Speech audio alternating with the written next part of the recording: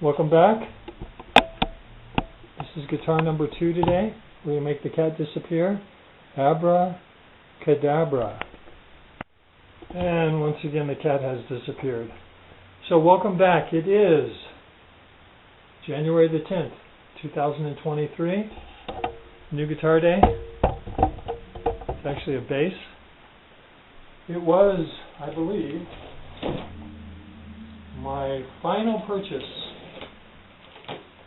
from the great Proaudiostar Blowout Squier extravaganza of 2022-2023.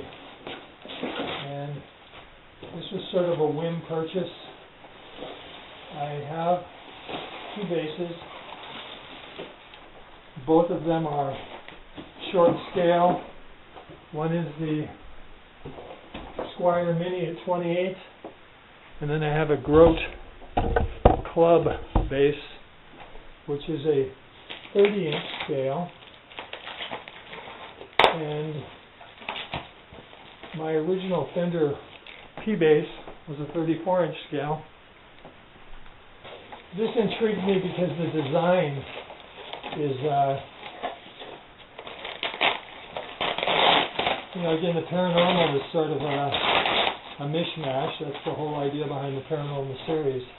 And so this is a mishmash, apparently, of an early 50s P-bass style body with jazz bass pickups on it.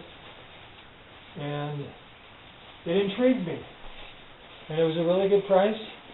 It was 50% off. And I had really good luck with all their open boxes, and I thought, okay, I'm game. The worst it can be is a piece of crap. If that's the case, back it would go. This also has a fairly interesting travel story attached to it, which we will share with you after we take it out of the bag and behold its beauty. These bags are a little hammered, as they sometimes are. I'll be curious to see how much this bass weighs. It doesn't weigh a ton. It doesn't feel like a ton. First, I always do this really quick, just to see. It looks like it's true to form of all the other open boxes I got. This does not look like it was touched by human hands. People say that these were sort of loose. Feel pretty good to me. There you go. It looks pretty sharp. I'm going to weigh it real quick. So hold on. Welcome back. It is a little later in the afternoon. It's about 10 after 4. Again, it is January the 10th, 2023. I don't think I properly introduced this guitar. This is the Squier Paranormal 54 Jazz Bass. And I guess the paranormal aspect of is that they took an early 50s bass body, put jazz pickups on it, and then added the concentric tone and volume knobs. So that makes it paranormal. As you notice, it has the anodized gold pickguard, which against the black looks really nice. I must say, again, it's not that I must say it, but I'm going to say it, I'm very, very, very impressed with the Paranormal series, as I own this. I own a Toronado. I got the Cabronita inline Telecaster, and I briefly had a Cyclone, which was a very well-made guitar. I just didn't bond with the sound of it, so I sold it to someone who really bonded with the sound and really likes it, so that was a pleasure to pass it on to someone who really enjoys it. But again, the build quality on these guitars is fantastic for the price range. I mean, things like fret-ins, the polishing of the frets, the hardware I'm sure is all inexpensive, but it works fine. My only complaint, and maybe I just need to experiment more, but it seems like the tone knobs on this guitar are very anemic. they don't seem to make a very big difference. That being said, the sound that I get out of it is just what I'm looking for, which is more of a P-bass type sound, more of that low-end thud. And the good news is, because you have the separate volume controls, you can dial in the bridge pickup, and that adds a little of the highs, because obviously it's closer to the bridge and it has more treble to it. So that takes care of that issue. The thing I struggle with is that I've been playing small scale basses. My Squier Mini P bass is a 28-inch scale, and then I have the Grote, which is a 30, and this is 34. So compared to the P bass, the Mini P bass, this is 6 inches longer. So it really requires me to get my little finger back in shape, because you really need it as you're walking up and down. I think it's probably common, considering that this guitar does not have a skunk stripe, so it has a two-piece maple neck. It has the maple neck, and then it has a separate maple fretboard. And what's nice, you can't see it on the camera here, but what's nice is they chose a rather flamey piece of maple. And again, as we all know, flame is just pure visual, has nothing to do with anything other than just appeasing the guitar nerd in all of us. But it does feel, a little more high class. Some nice flame up in this part of it. Yeah, it feels great. It does come in at 9.2 pounds, which is, I would have loved an 8-pounder, a 7.5-pounder, but, I think with the big body and the big neck, that's what you get. So it's sort of like what you would consider an average Les Paul weight. Again, I don't gig, so I don't stand much. And sitting, it doesn't make any difference at all. I could weigh 20 pounds when you're sitting with a strap on. It just doesn't make any difference. And maybe that adds more mass to a bass and gives it more oomph. I don't know. The playability of this guitar out of the box, ready to go. I like my strings high because I play with both the pick and with my fingers. And when you play with your fingers, there's a tendency to get a lot of fret rattle if you have your action too low. So the action's set just the way that I like it. So that won't be changed. I will check the neck relief in a week or two after it acclimates. Truth be told, I don't know if I will keep this guitar. Again, I couldn't help myself. Proaudiostar was selling this as an open box guitar, which, by the way, it was factory sealed, brand new. I don't believe anyone touched this since it left the factory. For $209. And they normally go for $400, so I just leapt at it because I was interested in it as well. I mean, a free bad guitar is still a bad guitar. This is a guitar that I'd been looking at. If I was going to actually get a full 34-inch scale bass, this one sort of piqued my interest. I like the oddness of the gold anodized pickguard. A lot of people talk about being able to cut yourself. I suppose under the right circumstances you could. I ran my finger on it. It doesn't feel quite sharp enough to cut, but I certainly don't want to test that theory. Some guy on a forum said that he took a file and gave it a bit of a bevel, but he said in doing so the gold anodization sort of flaked off, so he was sort of not pleased about that. The weak spot that I find on all of the Paranormals is the output jacks. I use the word anemic a lot. It just doesn't have a lot of resistance to it. Probably easily remedied by taking the two screws out, bending the tang or whatever that thing is and giving it a little more push. But it holds nice. It doesn't fall out of anything. So overall, I'm just really, really, really satisfied. My final rant is that FedEx is just freaking abysmal. This guitar was supposed to be on my doorstep on Saturday morning. Saturday afternoon, I get a notification saying that there's been an operational delay with no further explanation. Okay. Will be delivered next business day. I think I went over this in the first part of the video, and I ask all of you to forgive me for my rambling rants. But, so you would think FedEx, ground home delivery, deliver 7 days a week. So when they say next business day, that would not apply to a business. That would apply to the parameters of a home, and a home is open 7 days a week, so you would think that that meant next business day would be on Sunday, but no, it doesn't come on Sunday. Then I get a notification that says it'll come on Monday. Monday the clock ticks slowly.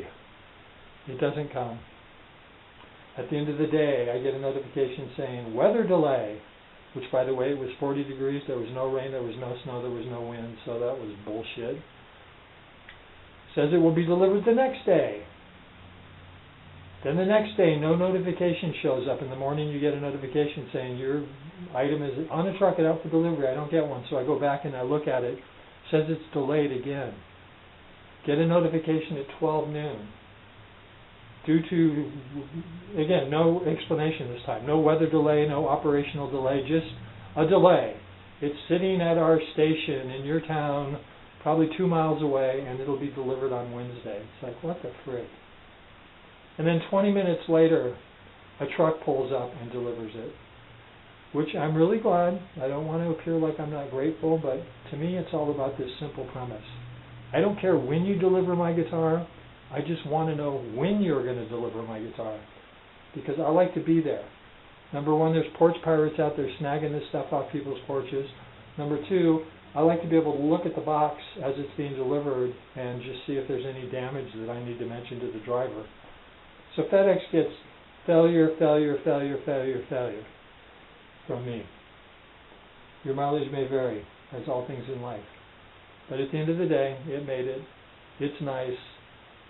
Proaudiostar, again, you know, out of 10 stars, they get about an 8.5. They did most of it really good. They have a couple weak spots. Their customer service is sort of uneven. But for the most part, they delivered what they said they were going to. And I'm very pleased with this guitar. So that's my review. I will be back in a week to put a period at the end of the sentence on this one, as well as my newest IYV guitar. But I just wanted to get this down while the time was right. So thank you very much for joining me. Again, for the third time, it is January the 10th, 2023, the middle of winter, but we're experiencing May-like weather. But we know the cold and the snow are coming. Thank you very much. Welcome back, everybody. It is Monday, January the 16th, 2023. And I've had this bass now. This is the Squier Paranormal 54 jazz bass. I got it last Tuesday. I've been playing it for a week, and I really like this guitar. The only problem I have with it is nothing to do with the guitar. It's just that I've been playing a Squier Mini, which is a 28-point-something inch scale, and I've also got a Grote club bass, Hofner style, and I believe it's a 30-inch scale.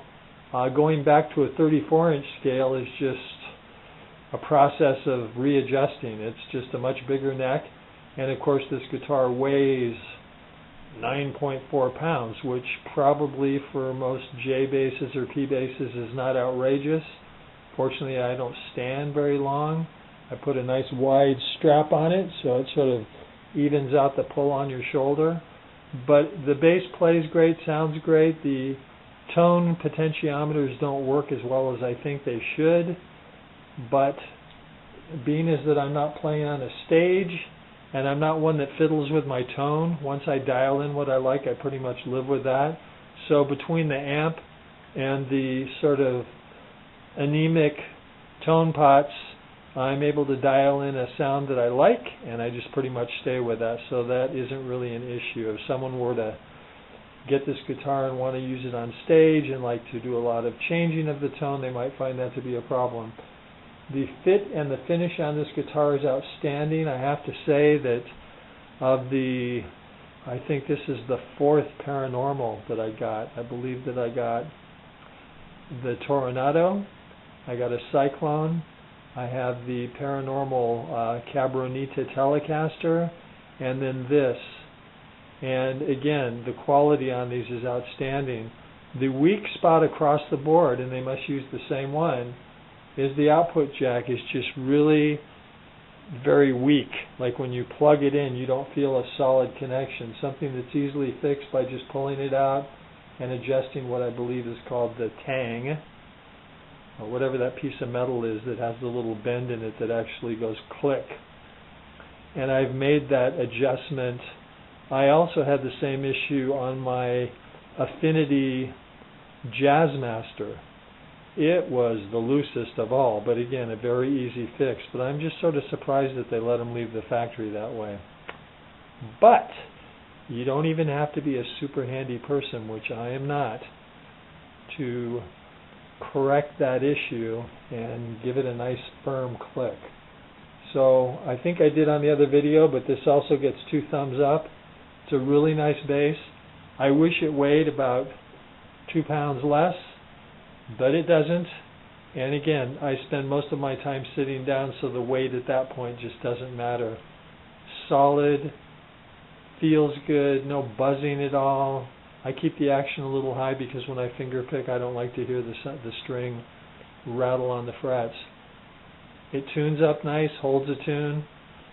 Strings are a little bright for my taste, but as I've, played bass, as you play them, I believe that my first or second bass that I got back in 1983, I think I kept the strings on that bass for almost 30 years, and they just got better with time. Of course, I practice a very religious practice of always washing my hands before I play and always wiping the strings down after I play. And I just don't get any corrosion on my strings for the most part. So yes, very nice bass. And I got it for a really good price. Feel really good about that too. Although I have to say that if you were to buy this for the MAP price of between $399 and $449, depending on where you bought it brand new, you can feel pretty good about that. It's a nice bass. So that's it. Another mystery guitar coming tomorrow. It's been lost for 72 hours in the UPS system. Filed a claim. My package is lost. 5 minutes later, my package was mysteriously found. And although they said it had been sitting in Illinois, I guess is the proper way to say it, the S is silent at the end, for 72 hours, in 5 minutes it made it from there to Billings, Montana, which is 1,200 miles away. So they must have put it on the Starship Enterprise or put it in the transporter room, and bingo, suddenly it's in Billings and supposed to be here tomorrow. So, look forward to another review of that. Thank you for dropping in. I appreciate it. That is all.